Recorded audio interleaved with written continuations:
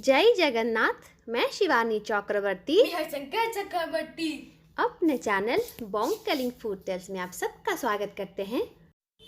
आज के हमारे वीडियो में हम आपको बताएंगे भाद्रव मास की शुक्ल पक्ष की षष्ठी, जिसको कि चापरा षष्ठी या फिर मॉनथन षष्ठी के नाम से बुलाया जाता है। ये एक बंगाली पर्व है।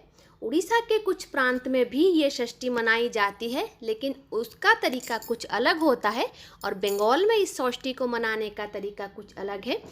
षष्ठी देवी को बच्चों की सुरक्षा करती के रूप में जाना जाता है। बच्चों का उत्तम स्वास्थ्य, सुख और समृद्धि के लिए माएँ ये व्रत बच्चों के लिए करती हैं और माँ षष्ठी की उपासना करती हैं।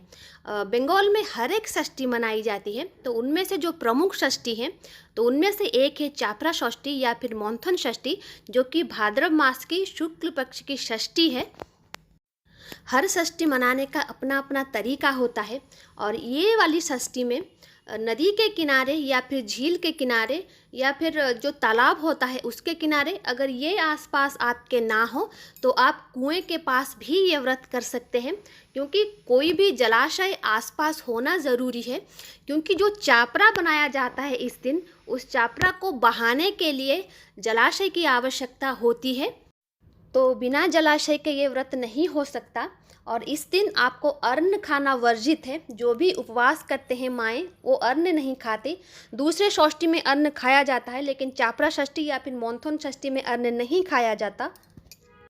और माएँ अपने आंचल में केला, पका हुआ केला बांधकर और अपने बच्चों को गोद में लेकर ये कहानी, जो कथा होती है, हर व्रत की अपनी कथा होती है, ये कथा सुनते हैं।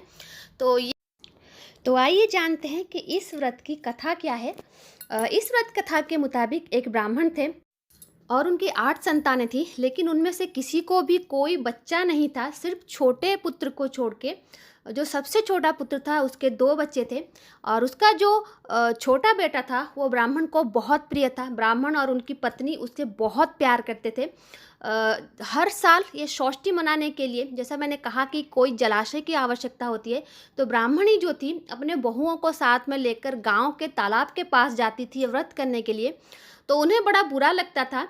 एक दिन आके उन्होंने ब्राह्मण को कहा कि मैं अपनी सारे बहुओं को लेकर जा रही हूँ उस तालाब के पास, हमें अच्छा नहीं लगता, आप घर के पास एक तालाब बना दीजिए ताकि हमारे घर के बहुओं को बाहर ना जाना पड़े। तो ब्राह्मण ने कुछ नहीं कहा। उसके अगले दिन ही उसने एक बड़ा सा तालाब वहाँ पर बना दिया और उसके आसपास बहुत सारे हरियाली भी लगा दी ताकि वो बहुत सुंदर दिख सके। लेकिन उस तालाब में कोई पानी नहीं निकला। तो सबने सोचा शायद बारिश के टाइम पे यहाँ पर पानी आएगी, जब बारिश होगी तो ये फुल हो जाएगा। 1 साल के बाद जब श्रावण आया, आषाढ़ श्रावण महीने जहाँ पर बहुत सारी बारिश होती है, उसके बाद भी उस तालाब में एक भी बूंदा जल नहीं रहा, वो वैसे ही सूखा पड़ा रहा। और गांव के लोग जो थे वो आपस में कहने लगे कि ये ब्राह्मण जो है उसकी फैमिली बहुत पापी है, वरना इतना बड़ा तालाब खोदकर कैसे पानी नहीं रहता। तो ये सब सुन के ब्राह्मण को बहुत बुरा लगता था। तो वो माँ षष्ठी के पास स्तुति करने लगे और उनको सारी दुख अपनी बताई।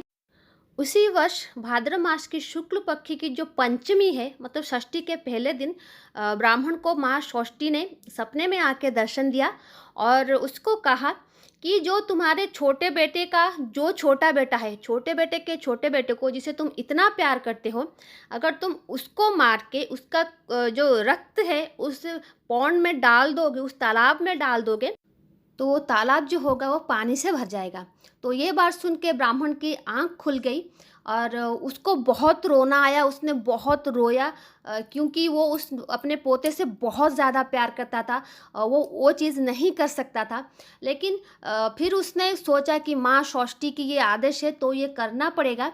तो वो उठ के गया सुबह और जाके देखा कि जो छोटी बहू है उसका घर का दरवाज़ा खुला हुआ है और जो छोटा पोता था उसका, उस ब्राह्मण को देखकर वो आके उसके गोदी में बैठ गया।